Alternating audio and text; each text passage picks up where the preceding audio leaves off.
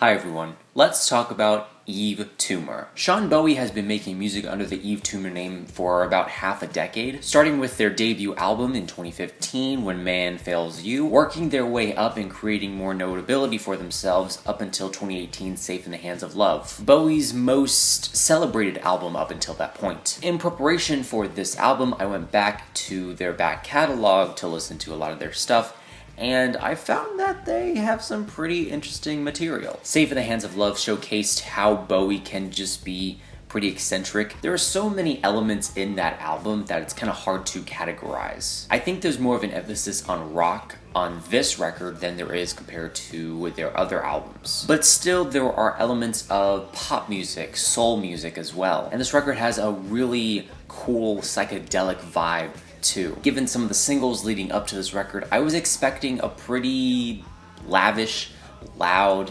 theatrical kind of album. Gospel for a New Century was a song that I had on repeat up until this point. It is easily one of the best singles of this year, with its brass ensemble, its strings and a horn-backed instrumental. You have Bowie just singing over this instrumental so carelessly, but with a lot of precision. It's loud, it's ambitious, and I love that about this song. The song Kerosene didn't hit me on first listen, but when I listened to it in the context of this record, it truly is one of the better moments. You have a subtle guitar lead that starts off this track with some hi-hat in the background, and Yves, what they're doing over this track could mimic moaning, but it's all discernible and you can understand what they're saying. And the crescendo on this track is noisy but digestible. And you can hear everything that's going on in the background. You have electric guitars, you have drums, you have Sean singing. You also have a female vocalist that comes through on this track. Her name is Diane Gordon, I believe. The chemistry that these two artists have is really dynamic,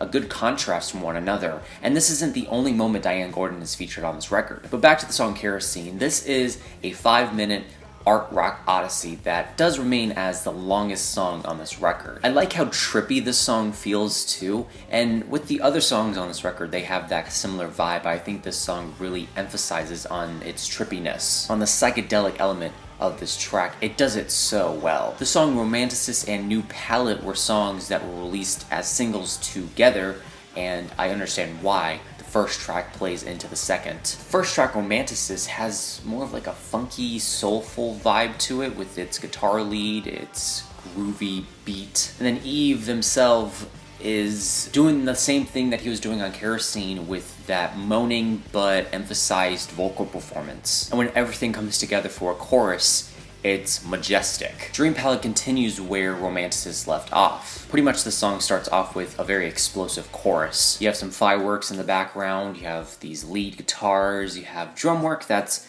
quiet but noticeable. There's something about Bowie's performance on this song in particular that feels a lot better than the rest of his vocals on this record. I don't know, I just feel like there's a lot more emotion in this track in particular. And it is kind of weird that the best songs on this record are mostly the singles. There are a few other moments, like the track Superstars, which is a very linear rock song that features some pretty simplistic drum passages, and then you have Bowie just going, ooh, ooh. But this track slowly builds and builds and builds until it reaches the apex, which is just really gorgeous. You have wailing guitar leads in the background, you have these drum rhythms that are getting more intense, and again, vocally, Yves shines on this track. Now, there are other moments on this record that I think are really interesting, really cool, but the songs that they're attached to just fall short, like the song Asteroid Blues, which has a bass line that Jack White would totally do. Unfortunately, this track falls short because of how short it is. The song is just about 2 minutes long, and it doesn't feel like it grows into anything. The song Hasdalen Lights is the same problem, as well as Identity Trade. The track Identity Trade is actually something interesting because it feels like it's gonna start to build into something, but then it cuts off and it ends. We then get to the track Kerosene, which doesn't really start off where the track ended. It just leaves me wanting more from this track in particular. There are also other moments on this record that I think just did not work in Yves' favor, like the track Folly and Posse, which features a very intricate drum pattern, but the instrumental that's behind it is eerie and it's almost ominous. And Yves themselves is not really doing much vocally. There are just ideas on this song that kind of contrast with one another and not in a good way. And speaking of ideas that clash, let's talk about Medicine Burn because it is easily one of the weaker moments on this record. If you write this song down, it doesn't sound that bad. You have an electric guitar in the background, drums, and Yves themselves singing over this instrumental.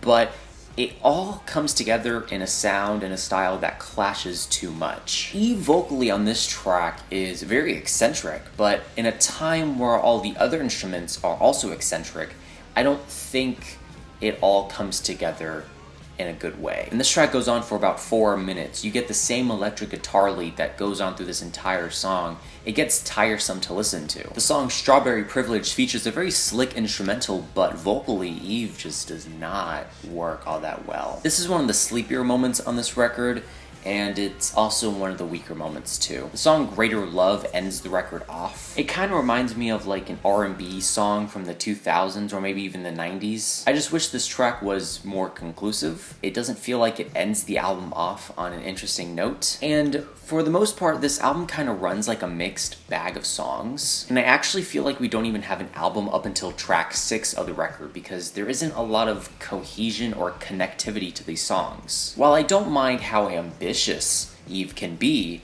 I just found this record to be a little inconsequential. There are just ideas that didn't work out in Yves' favor, which is unfortunate because this is one of my most anticipated records of this year. And I hate to say that I'm disappointed, but technically I'm not.